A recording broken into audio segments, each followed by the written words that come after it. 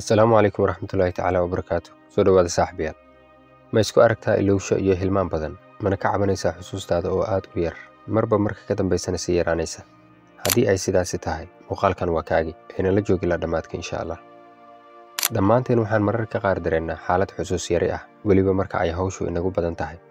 Inkasta oo ay tahay wax iska caadi ah, haddana inay joogto ahaato xusuus yarida, marba marka ka dambaysana ay ka sii darto, waa wax khatar ah. Laakiin ha welwelin, waxaan ku hayaa xal dhaxalgal u ah arrintan. Waana 4 qodob oo sare u qaadaya xusuustaada insha Allah. Qodobka ugu dambeeya ee afraadna waa qodobka ugu muhiimsan isla markaana salka u ah qodobada kale ee ku soo dhawaada mawduuceena maanta.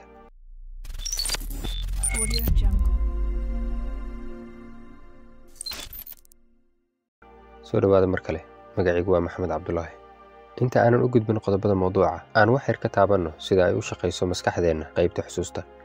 Maskaxdeennu waxay shay si fiican u xusuusan kartaa marka aan marno 3 tallaabo oo Englishka lagu dhaho 3Rs, kuwaas oo kala ah registration, retention iyo recall. Haddii aan ku hormarno registration, micnaheeda waa habka aad macluumada ama xogta ugu diiwaangelisid maskaxdaada. Tusaale fudud, hadda aniga waan hadlayaa oo mawduucan ayaan kula wadaagayaa, adigana waad i dhegaysanaysaa.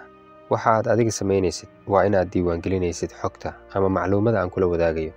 Si la mid ah, marka aad buug akhrinayso, TV daawanayso, ama aad muuqaal fiirsanayso sidaan oo kale, waxa aad sidoo kale diiwaangelinaysaa macluumadaas aad akhrinayso amaba aad daawanayso. Haddaba su'aashu waxay tahay, waxaas aad maskaxda ku diiwaangelisay, haddii wax lagaa weydiiyo ma xusuusan kartaa? Jawaabtu waa maya. Waayo registration keliya kaama caawin karo inaad dib u xusuusato shaygaas. Waxaadna u baahan tahay inaad ku kabto 2 R ee soo socda, ee retention iyo recall. Haddii aan u gudubno Rta labaad, retention. Retention micnaheedu waa intee in le'eg ayaad ku kaydin kartaa maskaxdaada xogtii aad diiwaangelisay. Yacni, macluumada aad diiwaangelisay ee maskaxdaada ku jirta, intee ayaad hayn kartaa? Waana wax aad muhiim u ah. Waa laga yaabaa in qaarkeen fahamkoodu sarreeyo oo ay dhaqso wax qaban karaan, laakiin waxaa kaloo laga yaabaa in si la mid ah ay dhaqso u iloobaan. Waxaa jirta tabo iyo xeelado la isticmaalo si wax walba oo aad maskaxda geliso ugu sii hayn karto. Haddii ay ii suura gashana, mawduuc gaar ayaan ka samayn doonaa insha Allah. Arta ugu dambaysana waa recall, oo micnaheedu tahay awoodda aad u leedahay in aad dib u soo xusuusato shay aad maskaxda ku soo diiwaangelisay oo aad soo marsiisay 2 R ee hore, registration iyo retention. Marka aan leenahay qofkan xusuustiisu waa ay fiican tahay, micnaheedu waxa ay tahay recallkiisa ayaa aad u fiican. Arrinta xiisaha leh ayaa ah in dib u soo dhufashadaada ama recallkaaga aysan wanaagsanaan karin ilaa registrationkaaga uu wanaagsanaado mooye. 3dan process waxaa hooyo ah isla markaana sal ah registrationka.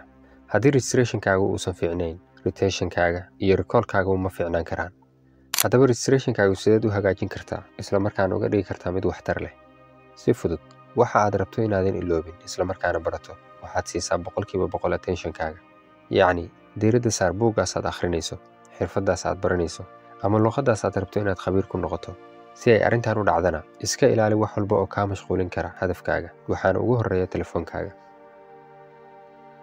Aan u soo laabanno qodobada mawduuceenna ee kaa caawin kara inaad sare u qaaddo xusuustaada. Maskaxda aadamaha waa sida muruq oo kale. Waxaan caadi ahaan ognahay haddii muruqa la layliyo oo la cadaadiyo ama la tababaro, waa uu koraa oo uu weynaadaa. Si la mid ah, haddii aan maskaxda aad u isticmaalno, waa ay kobcdaa. Mid ka mid ah siyaabaha aad ku korin karto kuna ballaarin karto maskaxdaada waa inaad barato shay cusub, sida xirfad, luqad iyo wixii la mid ah. Weliba aad u barataa sida ugu wanaagsan, adiga oo waqti go'an siinaya. Daraasad ayaa waxa ay sheegaysaa in dadka ku hadla luqadaha badan ay maskax iyo xusuus ahaan ka fiican yihiin kuwa kale. Ujeedku ma ahan luqad keliya, ee wax walba oo cusub isla markaana aadan hore u aqoon, isku day inaad barato si gaar ah xirfadaha. Mar walba oo aad baranayso macluumo cusub, waxa ay macluumadaas kaa daadegi kartaa marka aad in badan ku celceliso. Waayo xusuusta aadamaha waa 2 qayb. Qayb si ku meel gaar ah wax u kaydisa, oo haddii xogta ay kaydisay aysan u wareejin qaybta kale waqti yar gudahooda, waa ay sii daynaysaa. Waxayna qaybtan ku taallaa qaybta hore ee madaxa. Iyo qayb wixii ay kaydiso aysan weligeed sii daynayn. Waa tan qofkii ku guulaysta ay xusuustiisu aad u sarrayn doonto, waxayna ku taallaa qaybta dambe ee madaxa. Haddii aan tusaale yar ku siiyo, waxyaabaha maskaxdaada qaybtan ku jira ee aadan weligaa iloobayn waxaa ka mid ah magacaaga. Ka waran haddii uu qofku weydiiyo magacaaga, macquul ma tahay inaad tiraahdo war iyara sug aan xusuusta magacayga? Dabcan maya, marnaba macquul ma ahan. Waayo in badan ayaad ku celcelisay sheegidda magacaaga, waxaana aad u gudbisay qaybta xusuusta joogtada ah.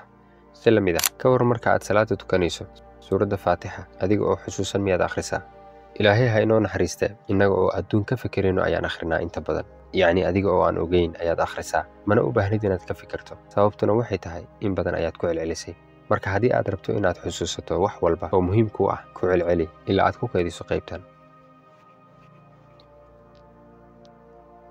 helidda hurdo fiican waxay qayb weyn ka qaadataa in xusuusteennu ay sarrayso laakiin isticmaalka shaashadaha ka hor hurdada sida taleefanka tv-ga kombiyuutarka iyo wixii la mid ah waxay yaraynaysaa soo saarista hormoonka loo yaqaano melatonin kaas oo ah hormoon xakameeya hurdada qofka waxayna taas sababi kartaa in qofku uusan helin hurdo tayo leh isaga oo xitaa mararka qaar laga yaabo in uu helo saacado hurdo oo ku filan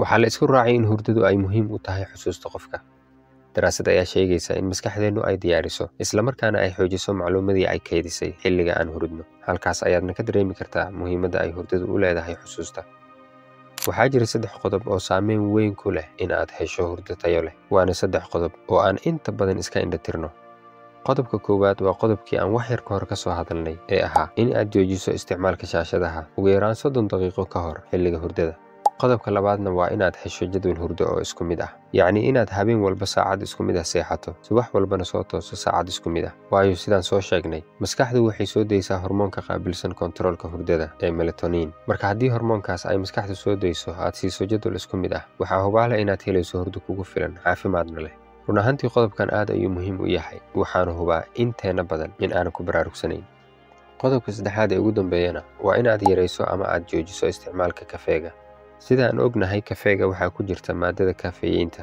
taas oo qofka ku keenta soo jeed xilliga hurdada inkasta oo ay dadku ku kala duwan yihiin saamaynta isticmaalka kafeega haddana waxaan kugula talin lahaa inaad joojiso ama xitaa aad yarayso isticmaalka kafeega si aad u hesho hurdo kugu filan caafimaadna leh haddii aad isku aragtay in adiga oo saacadaha hurdadaada ay saxan yihiin oo tusaale ahaan helaya 7 ilaa 8 saacadood oo hurdo ah haddana hurdadu ku daahaya ama marka aad soo kacdo dareemayo daal iyo inaadan helin hurdo kugu filan ciladaada waa 3 qodob ee si degdeg ah wax uga qabo insha Allah saaxiibayaal mawduuceena maanta intaas ayuu ku eg yahay haddii aad ka heshay muuqaalka like saar lana wadaag qof walba oo aad is leedahay waa uu anfacaya inta aan ku kulmi doono mawduuceena xiga wassalaamu calaykum waraxmatullaahi wabarakaatuh